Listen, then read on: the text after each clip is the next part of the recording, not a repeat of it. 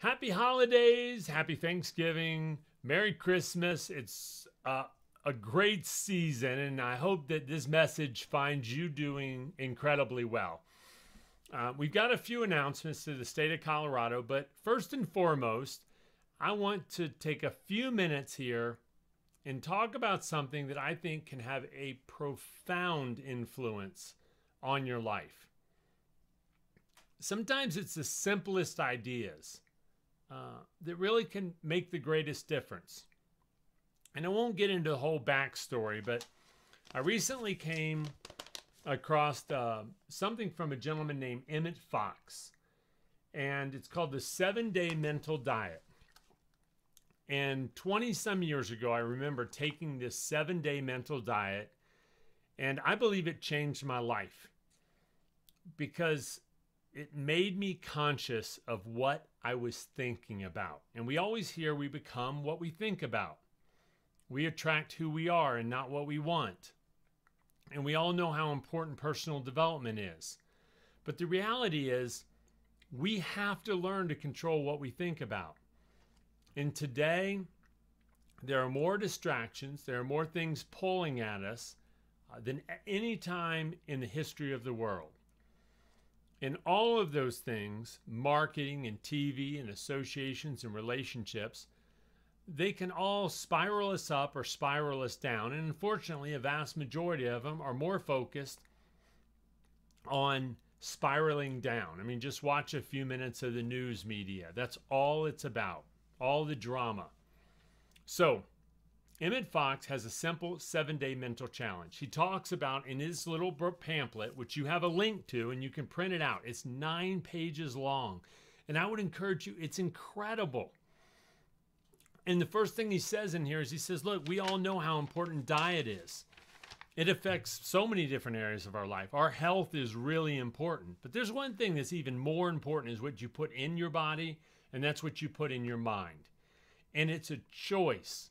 It's what separates us from all the creatures of the planet is we have the ability to choose. Now, let me read you real quick. Hopefully just inspire you a little bit. You know, Emmett Fox, he was kind of a new thought teacher, author, healer, minister. And he passed in 1951.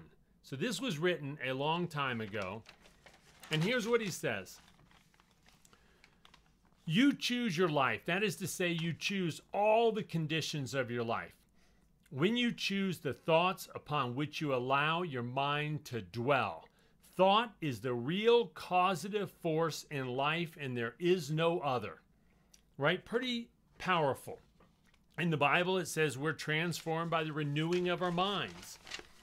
He says that moods habitually entered. Basically, what he says in this part is that whether we're happy or frustrated or sad or temperamental or angry, all of those are moods. And those moods are all based on our thoughts, what we choose to focus on.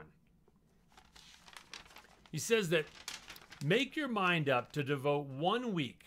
That's the 7-day mental diet. 1 week solely to the task of building a new habit of thought. And during that week, let everything in life be unimportant as compared to that one thing of learning to control what you think about. So he'll go into the details of the 7-day mental diet. I don't want to fool you, though. As he says, it is incredibly difficult. He says the 7 days are going to be strenuous.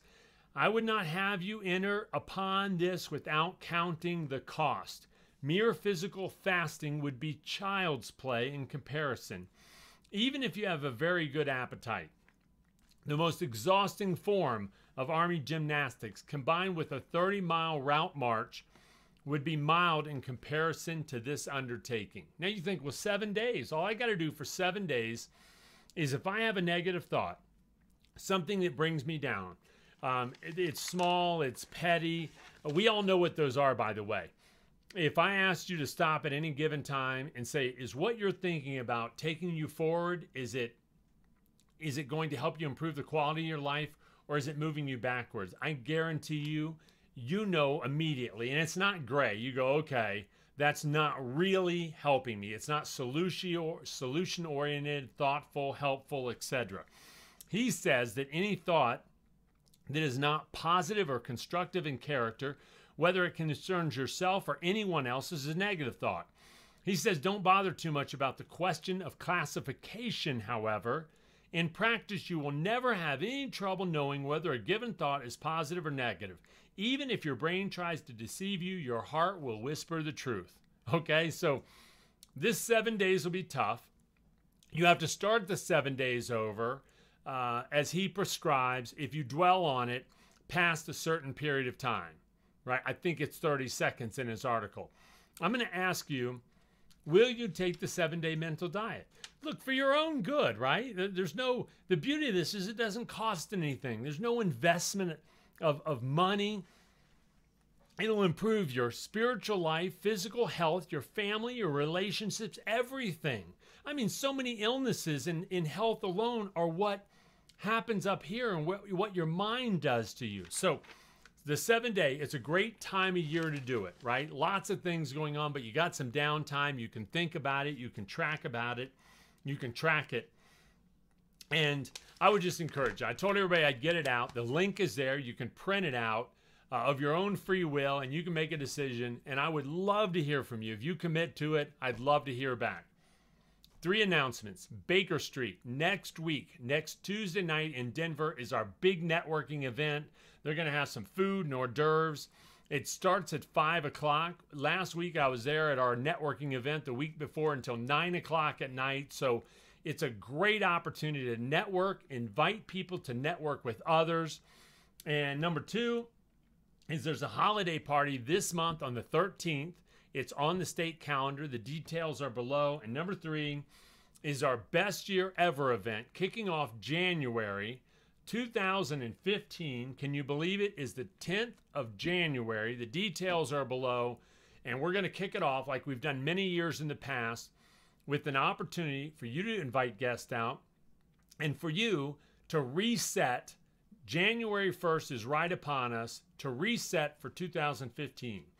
Get clear about your goals, your focus, your purpose, and we'll be talking more about it, but I wanted you to have it in your calendar. All the best. Happy holidays. Hope you're enjoying them. Bye-bye now.